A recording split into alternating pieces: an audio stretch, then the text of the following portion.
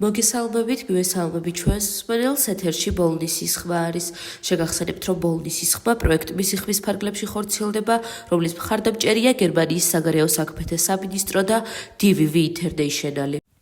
დღევანდელ გადაცემაში ვისაუბრებთ სოციალური მედიის გავლენის შესახებ საქართველოში.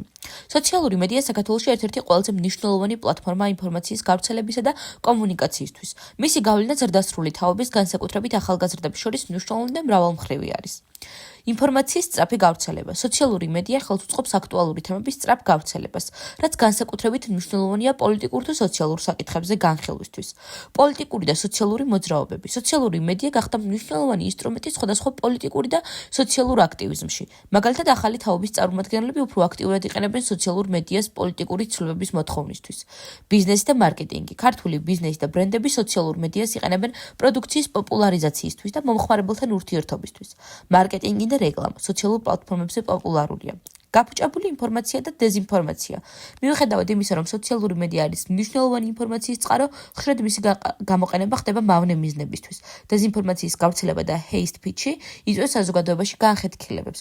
კულტურული ცვლილებები. სოციალური მედია ასევე გავლენას ახდენს ქართველ ახალგაზრდებზე და მათ კულტურულ ნორმებსა თუ მენტალიტეტზე. მასიური გამოყენების შემთხვევაში შესაძლოა გაზარდოს დასავლური გავლენა, როგორც პოპ კულტურა, ასევე სოციალური ღირებულებები.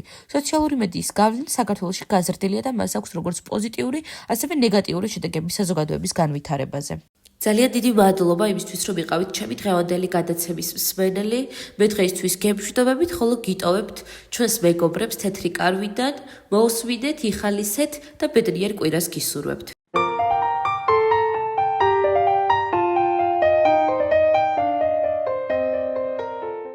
მოგესალმებით მეგობრებო, მე ვარ ნინი 37 წლის.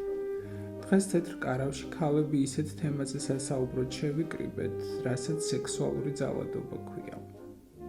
არ დაგიმალავთ და არც თუ ისე დიდი ხნის წინ პირადად მე სექსუალურ ძალადობაზე სულ სხვა წარმოდგენა მქონდა.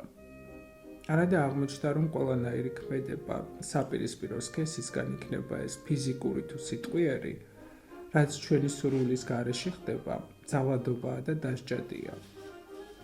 თითქმის ყველა ქალს ერთხელ მაინც განუცდია ეს შეურაცხყოფელი გრძნობა, მაგრამ ამაზე ყოველთვის გრცხვენოდა და გვერიდებოდა საუბარი.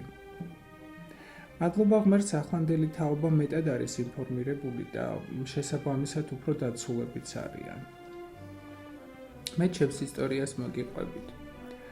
დაახლოებით 10 წლის წინ ერთ-ერთ ძალიან ცნობილ კომპანიაში დასახელებისგან მაინც თავს შევიკავებ, სტაჟიორად ამიყვანეს და ძალიან გახარებული ვიყავი. ვოცნებობდი, რომ იქ გამეგრძელებინა მუშაობა.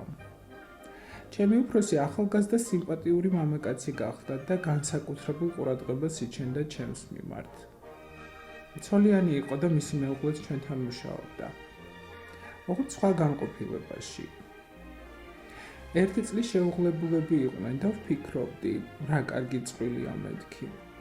ერთხელაც მათ ყოფილ თანამშრომელს დედა გარდაეცვალა და ყველანი პანაშვიდზე წავიდნენ, მათ შორის ჩემი უფროსის ცოლიც.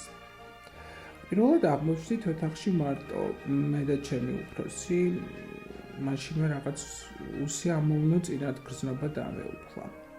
უხერხულად ვიგრძენი თავი და მეც წასასვლელად მოვემზადე.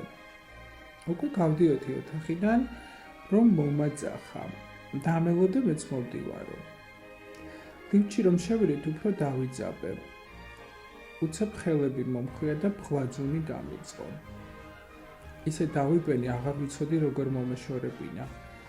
ამასობაში ლიფტიც გაჩერდა, კარი გაიღო და თავთვით მოკლეჯილი გავიქეცი. ის იყო და მას მერე იქით აღარ გამიხედავს. ჩემი ნივთების წარმოსაღებადაც კი არ მივედი.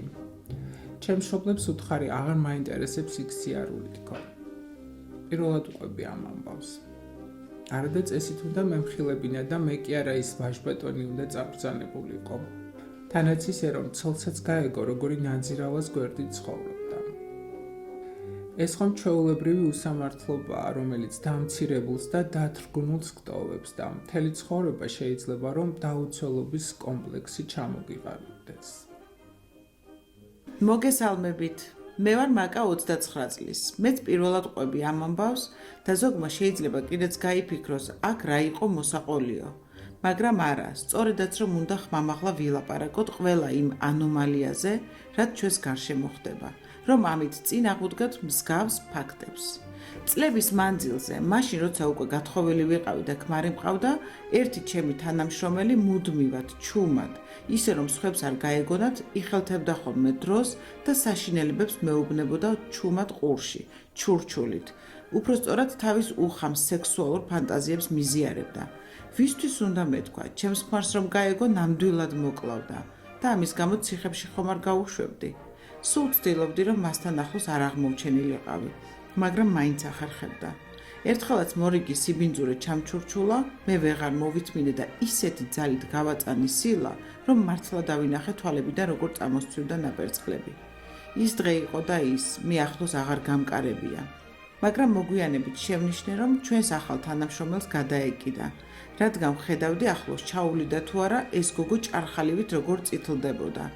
არ ვიცი ასეთ მანიაკებს როგორ უნდა მოვექცეთ, მაგრამ ფაქტია, როცა ეცოდინებათ, რომ შეიძლება დაისაჯონ, ფრთხილად იქნებიან.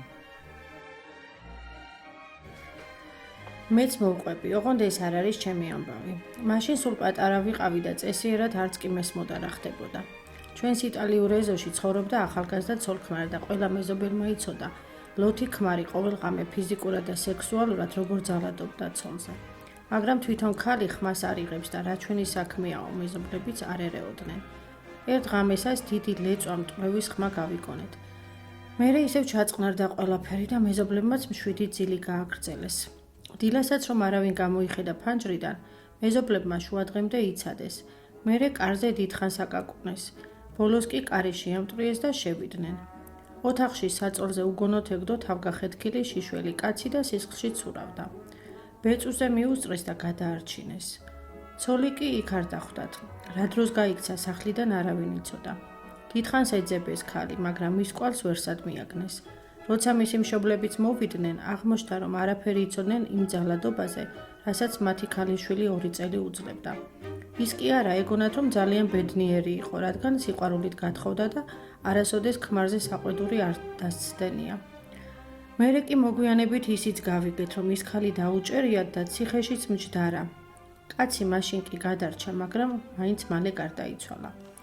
მიუხედავად იმისა, რომ პატარა ვიყავი, ამ ამბავმა ძალიან იმოქმედა ჩემზე და მას მერე სადმე პატარა ძალადობის მოწმე თუ გავხდებოდი, მაშინვე პოლიციას ვიძახებდი. თქვენც ყველას მოგიწოდებთ, რომ არასოდეს დახუჭოთ თვალი უსამართლობაზე და აუცილებლად მოახდინეთ რეაგირება. ახლა კი უკვე მანიშნებენ, რომ ჩემი დრო ამოიწურა. კიდევ ერთი კვირით დაგემშვიდობებით. მომავალ შეხვედრამდე, მეგობრებო.